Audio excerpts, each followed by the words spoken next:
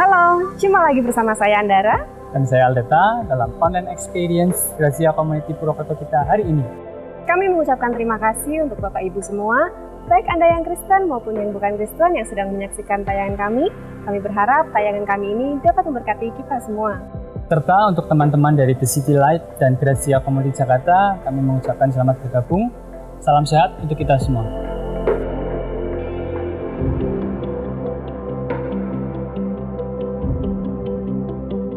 Oh ya Aldeta, nggak terasa kita sudah memasuki akhir bulan Mei dan gereja kita masih beribadah secara online. Karena ini adalah salah satu wujud dukungan kita terhadap pemerintah Indonesia dalam memutus penyebaran rantai virus COVID-19 ini. Dan kita bersyukur serta kita harus dukung program vaksinasi dari pemerintah supaya dapat diterima oleh semua lapisan masyarakat. Sehingga kita pun dapat beribadah secara bersama-sama di gereja dan kita dapat beraktivitas dengan baik. Betul banget Andara, sampai saat ini GCC Purwokerto juga terus berkomitmen untuk menjadi gereja yang disukai bagi orang yang tidak suka bergereja dan gerejanya orang-orang yang tidak sempurna. Teman-teman, sebentar kita akan menyaksikan firman Tuhan dari Ibu Pendeta Lois. Namun sebelumnya, kita akan menyaksikan rekan saya, Yusak dan Cika beserta tim GCC Band Purwokerto yang akan membawakan sebuah lagu penyanyi Haleluya. So, jangan kemana-mana dulu ya. Tetap stay di channel ini dan selamat menyaksikan. Tuhan Yesus memberkati.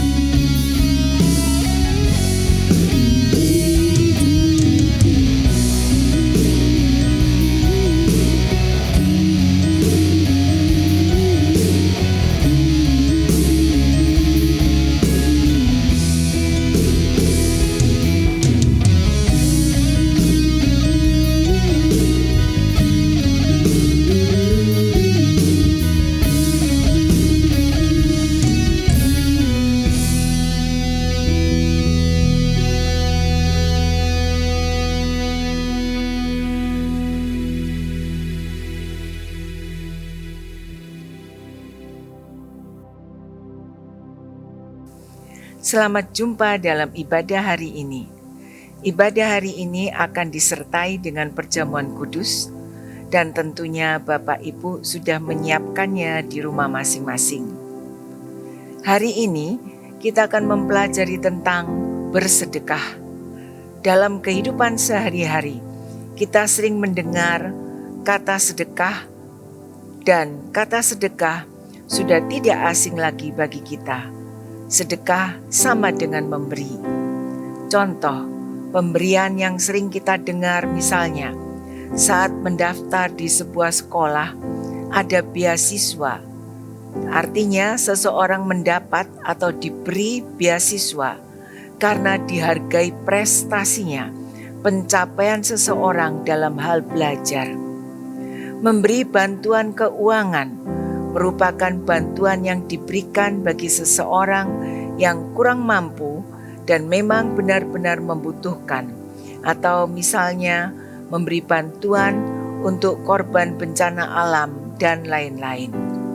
Sama-sama pemberian, yang satu diberikan karena prestasi dan yang lain diberikan karena membutuhkan bantuan. Sama-sama merupakan pemberian, tetapi jenis pemberiannya yang berbeda karena motivasi yang berbeda pula. Kado juga merupakan pemberian, diberikan sebagai tanda kasih karena kita mengasihi seseorang, mengingat jasa dan kebaikan seseorang. Suap juga suatu pemberian untuk seseorang yang ingin mendapatkan keuntungan dari suatu pekerjaan yang diinginkan dan lain-lain. Nah, baik beasiswa, bantuan-bantuan, kado, suap, semuanya sama, yaitu merupakan pemberian. Yang membedakan adalah motivasinya.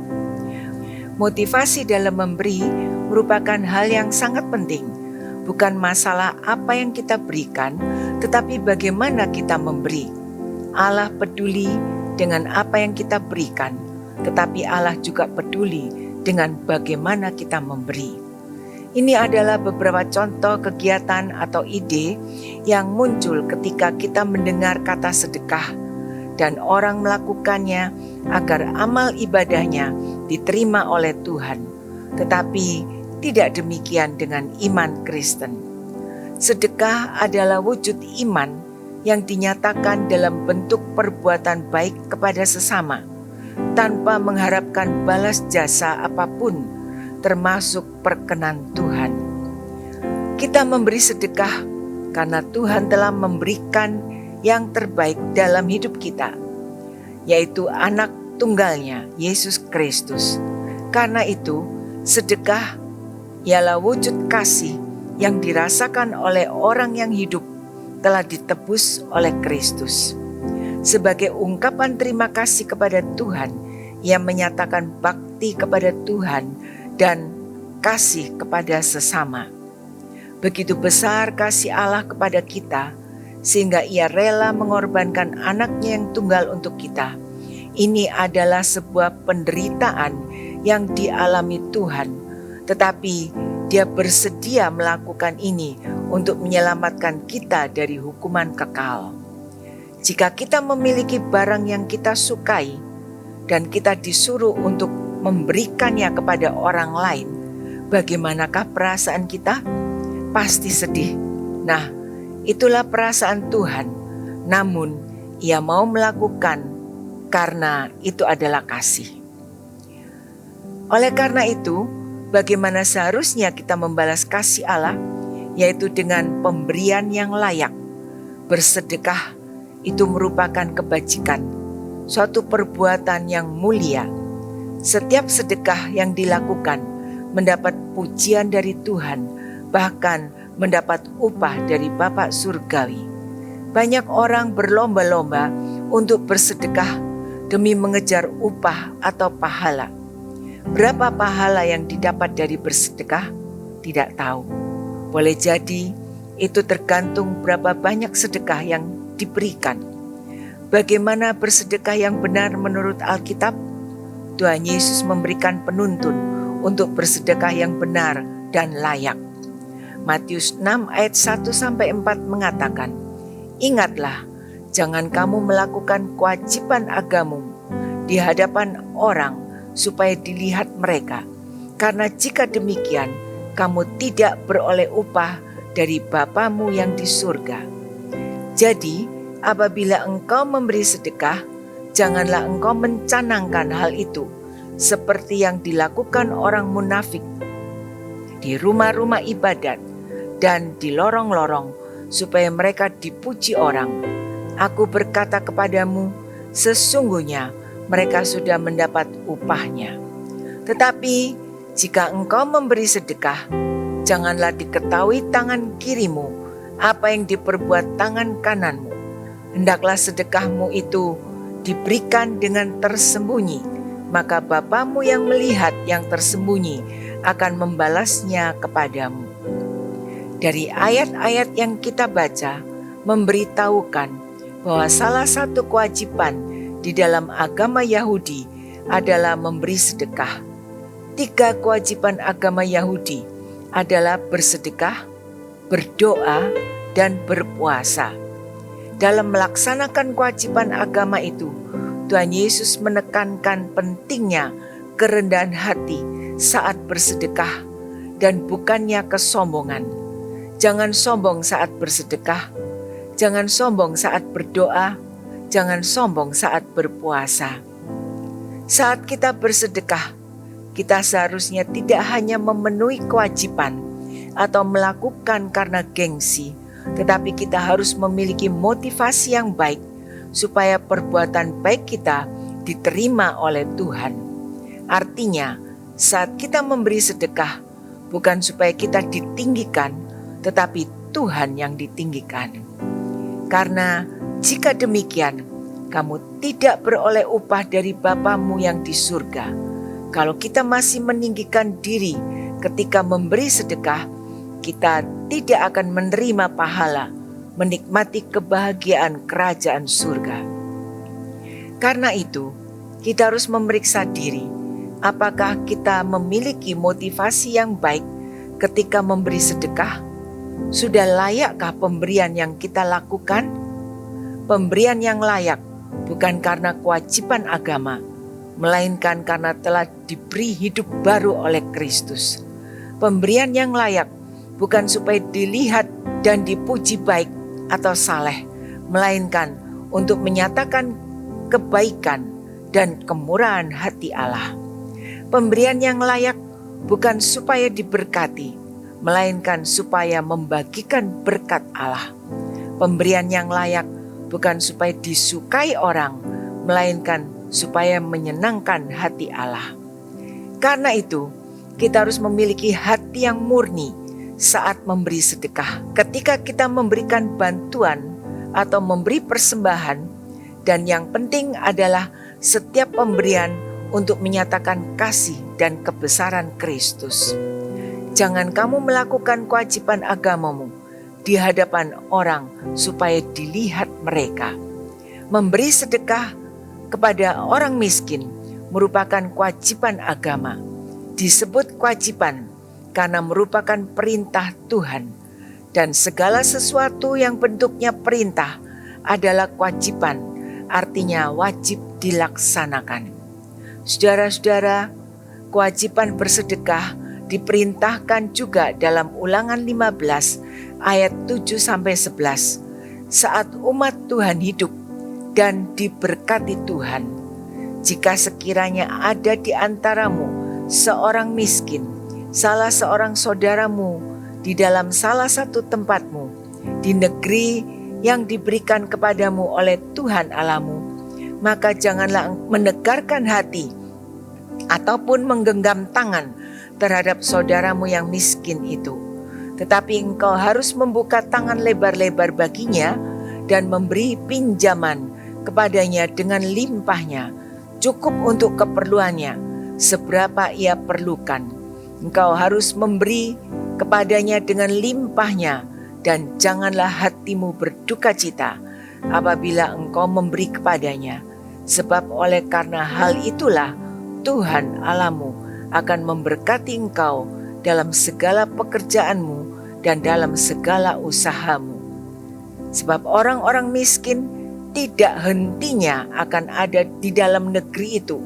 Itulah sebabnya aku memberi perintah kepadamu demikian.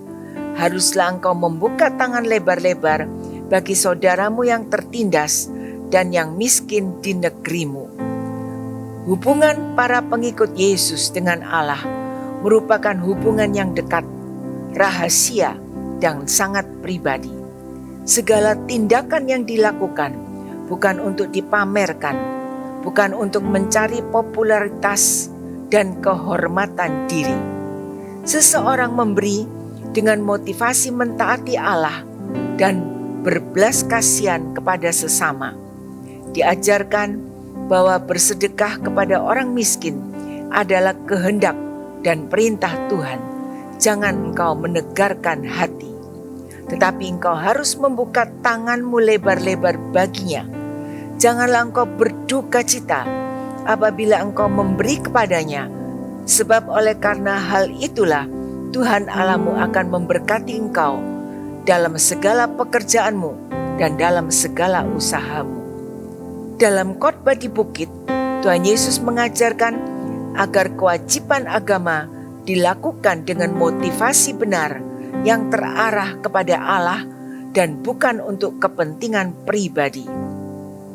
Bersedekah artinya menjalankan kebenaran seperti apa yang dikehendaki Tuhan agar manusia saling mengasihi. Bersedekah bukan menjadi sarana pengkultusan diri dan bukan untuk meraih popularitas.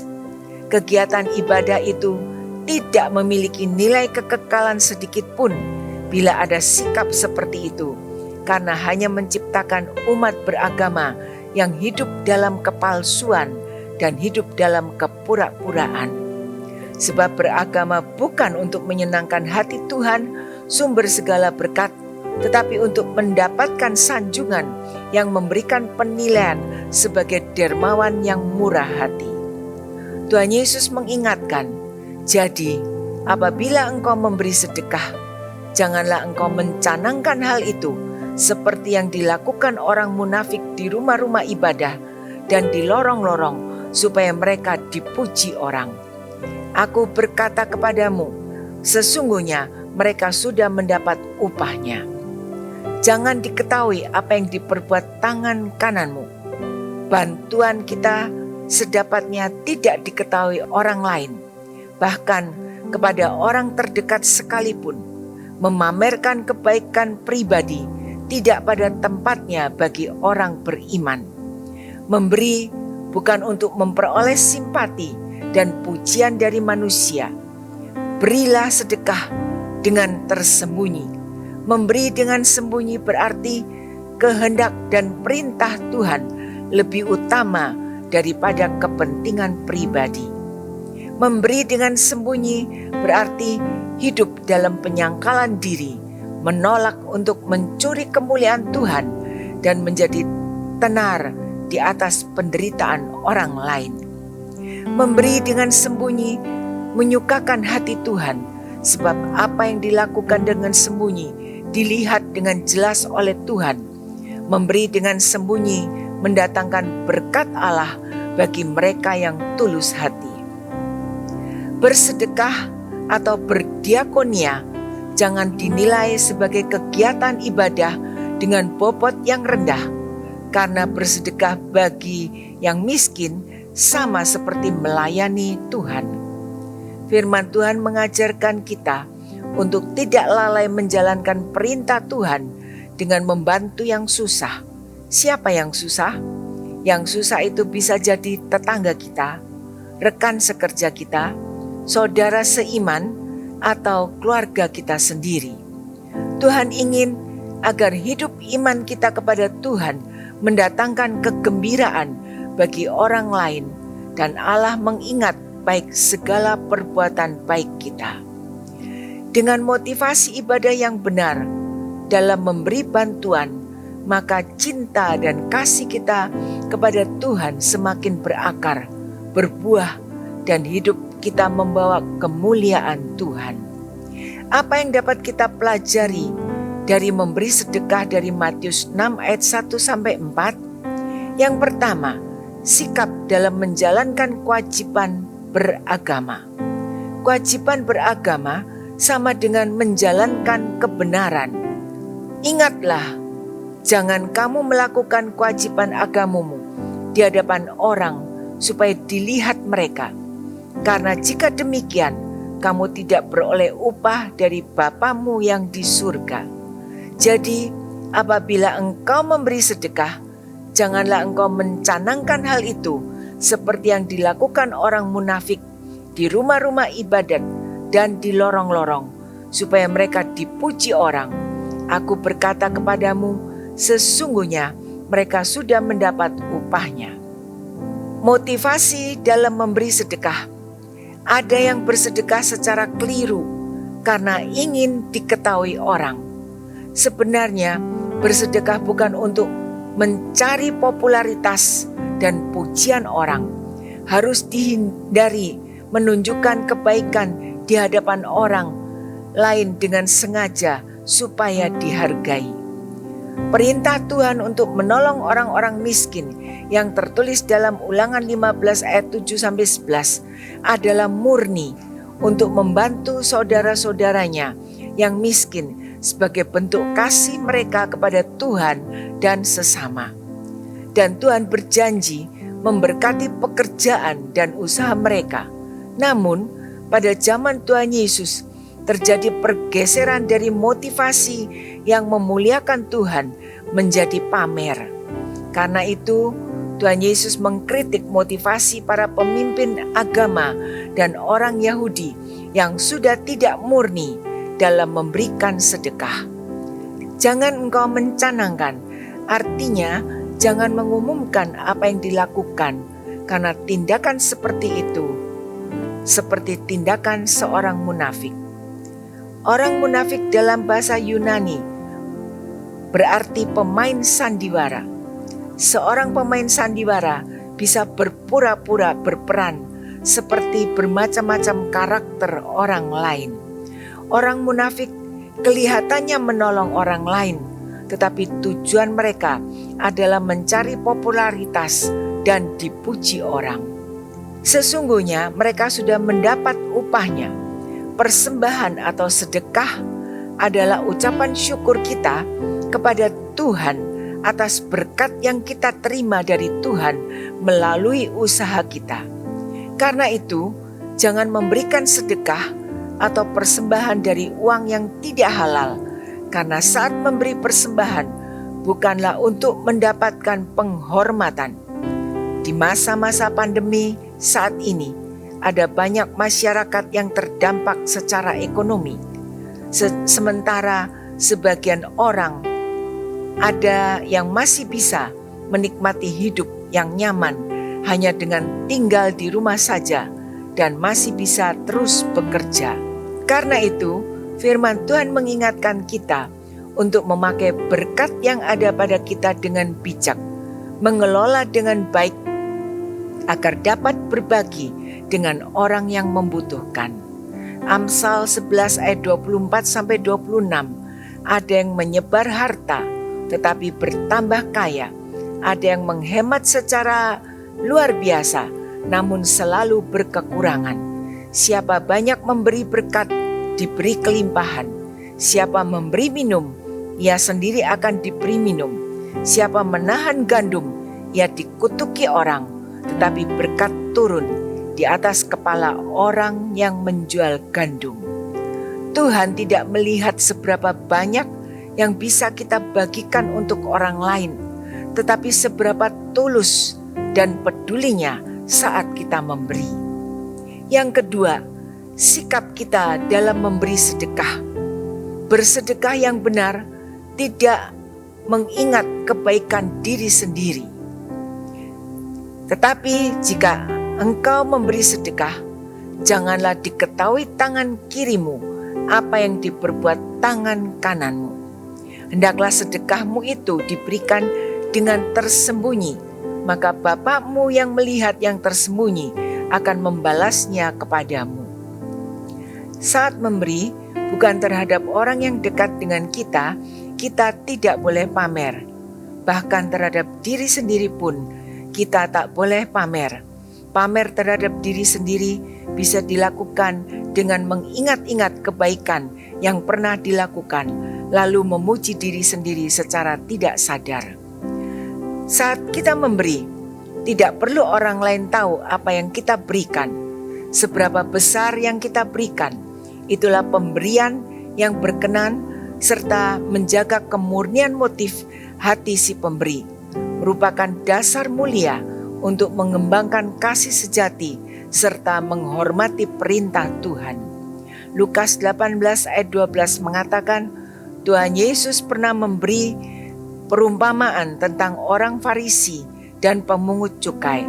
Si Farisi itu mengingat-ingat kebaikan dirinya, bahkan membanding-bandingkan kebaikan dirinya dengan si pemungut cukai. Orang yang mau menonjolkan diri dan mengharapkan penghargaan dari manusia karena pemberiannya akan kehilangan berkat ilahi. Tuhan Yesus berkata, apa yang diperbuat tangan kananmu, jangan diketahui tangan kirimu. Ada dua hal yang pasti dilakukan oleh Bapa di surga sehubungan dengan perbuatan baik yang dilakukan, yaitu Allah akan melihat dan membalasnya. Ini merupakan jaminan Allah. Segala sesuatu yang kita lakukan, berkenan atau tidak berkenan di hadapan Tuhan, pasti ada konsekuensinya. Ada yang kita tuai dari apa yang kita tabur.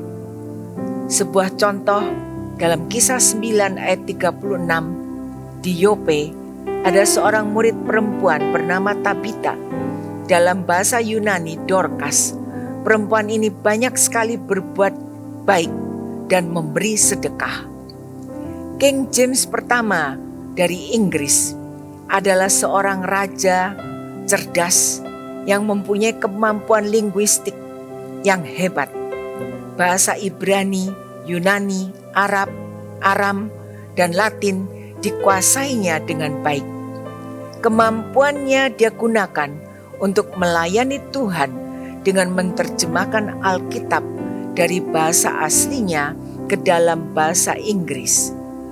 Karyanya dicetak secara resmi di kerajaan Inggris pada tahun 1611 dan dapat diterima oleh banyak kalangan seperti Protestan, Katolik, dan Anglikan. Sampai hari ini, Alkitab King James Version menjadi acuan untuk menerjemahkan Alkitab ke dalam berbagai bahasa di dunia. Namun, di balik kemampuannya, tahukah kita, dia memiliki kelemahan yang memalukan sebagai seorang raja. Dia seorang raja yang gagap dan air liurnya suka menetes tanpa terkontrol. Dia sering ditertawakan secara diam-diam oleh orang lain yang kebetulan melihatnya. Kisah King James pertama ini mengingatkan kita akan kisah seorang perempuan bernama Tabita atau Dorcas yang kisahnya tercatat dalam Kisah Rasul 9 ayat 36-43 yang dapat saudara baca di rumah. Ada kemiripan antara Tabita atau Dorcas dengan King James pertama. Mengapa cerita Tabita atau Dorcas ditulis di Alkitab? Karena kisah Tabita atau Dorcas bukan cerita biasa. Kisah Dorcas adalah kisah luar biasa.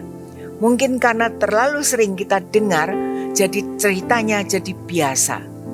Apa yang dapat kita pelajari dari kisah Tabita atau Dorcas ini? Ada beberapa hal yang membuat Dorcas melebihi semua perempuan yang disebutkan dalam Alkitab. Disebut sebagai murid Kristus. Ini yang membedakan dan menimbulkan dampak besar.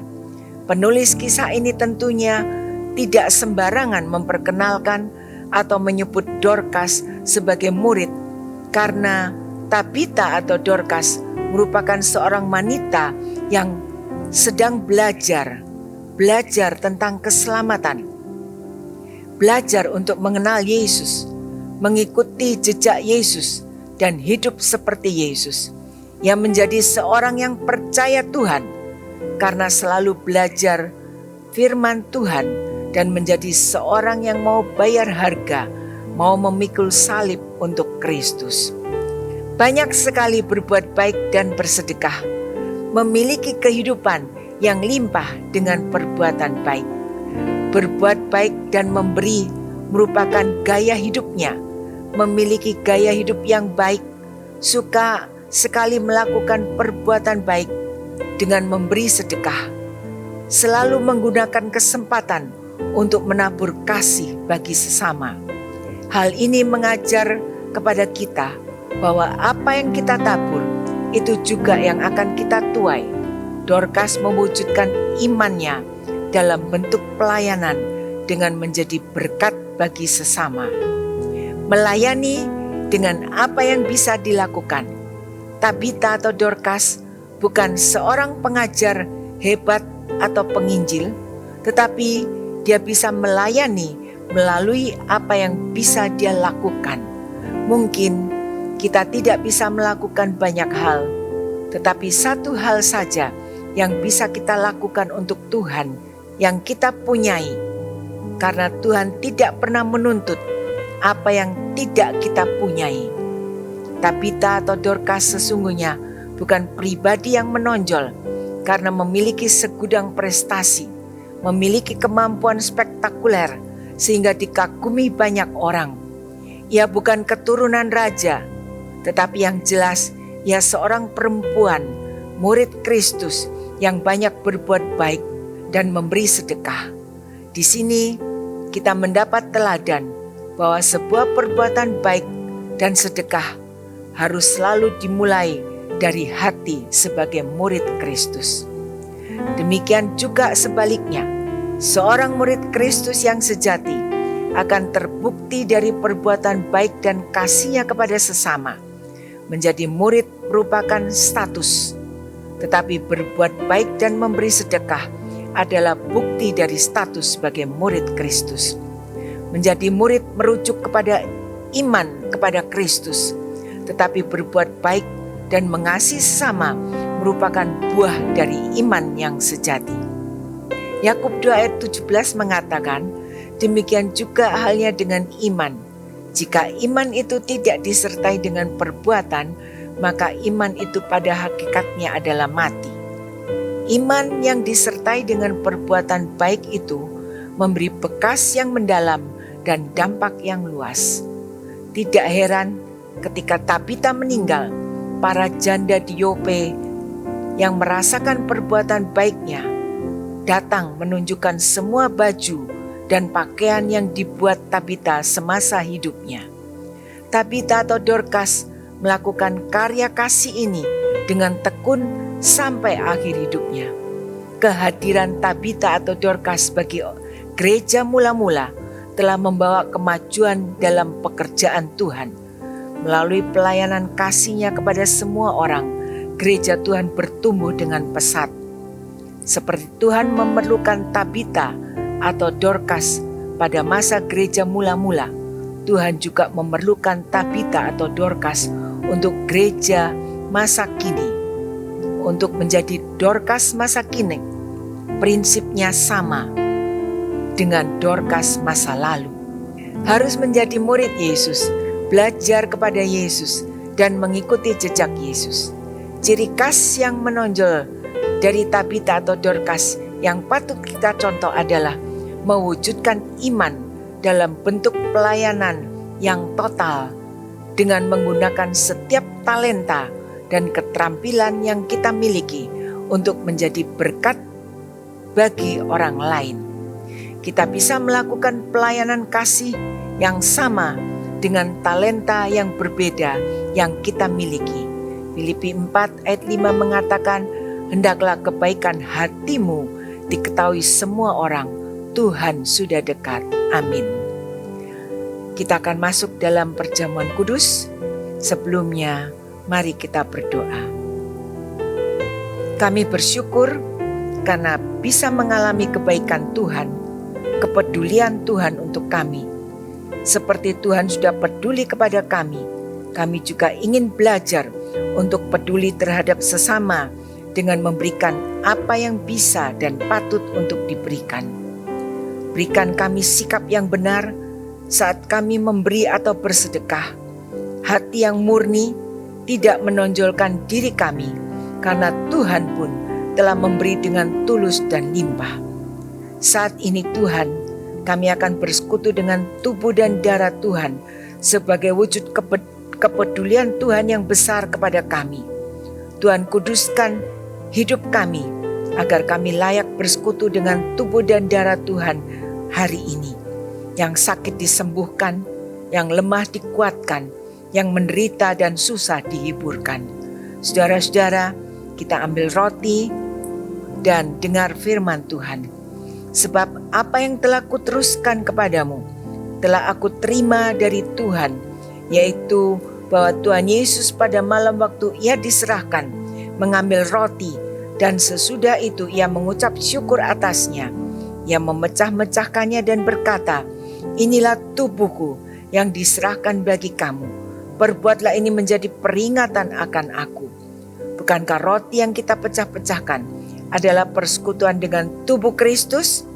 Kita makan bersama-sama roti ini dalam nama Tuhan Yesus Kristus.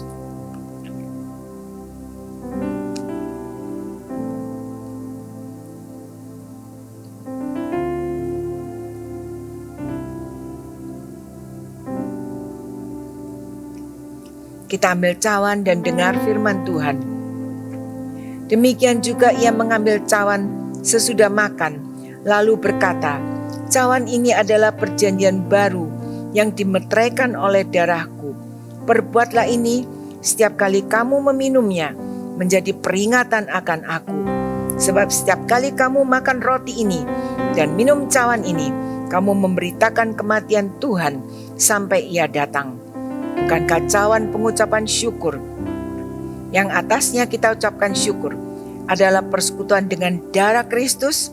Kita minum cawan ini bersama-sama dalam nama Tuhan Yesus Kristus.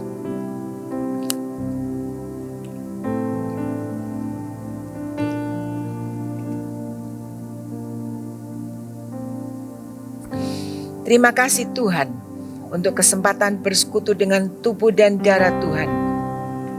Mengingatkan kami semua akan pengorbanan yang tidak berkesudahan yang harus kami teladani dalam kehidupan ini. Berkati semua persembahan-persembahan yang diberikan untuk Tuhan. Berkati balik dengan berlimpah dalam pergumulan hidup, rumah tangga, keluarga, anak-anak, usaha pekerjaan yang dilakukan. Berkati dan beri kemampuan untuk dapat menjalankan tugas sehari-hari dengan sebaik-baiknya. Beri kami semua kekuatan, kesehatan yang prima, dijauhkan dari segala sakit penyakit, virus-virus yang membuat kami takut. Dalam nama Tuhan Yesus, semuanya itu disingkirkan dan Tuhan gantikan dengan kekuatan kesehatan yang sempurna. Saudara-saudara, sekarang terimalah berkat Tuhan. Tuhan memberkati dan melindungi engkau. Tuhan menyinari engkau dengan wajah-Nya dan memberikan kasih karunia.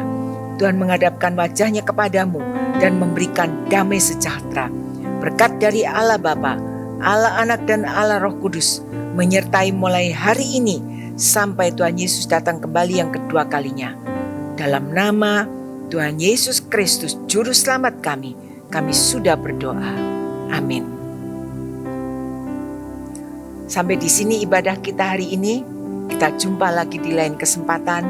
Tuhan memberkati saudara, tetap sehat dan berjalan bersama Tuhan. Teman-teman, kita sudah menyaksikan renungan firman Tuhan dari Ibu Pendeta Lois. Semoga kita semua tetap dikuatkan dan diteguhkan dari pemberitaan firman Tuhan hari ini. Tetaplah semangat dan selalu andalkan Tuhan dalam setiap langkah hidup kita.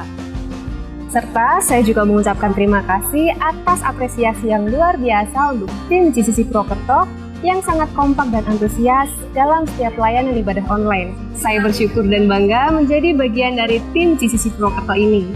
Kami mengucapkan terima kasih kepada Bapak Ibu dan teman-teman semua yang telah dengan setia memberikan persembahan Kiranya Tuhan Yesus memberkati segala usaha pekerjaan yang Bapak Ibu kerjakan. Dan selanjutnya, pada Bapak Ibu yang akan memberikan persembahan, bisa langsung memasukkan ke kotak persembahan yang telah tersedia di gereja atau mentransfernya langsung ke rekening gereja yang terwilayah.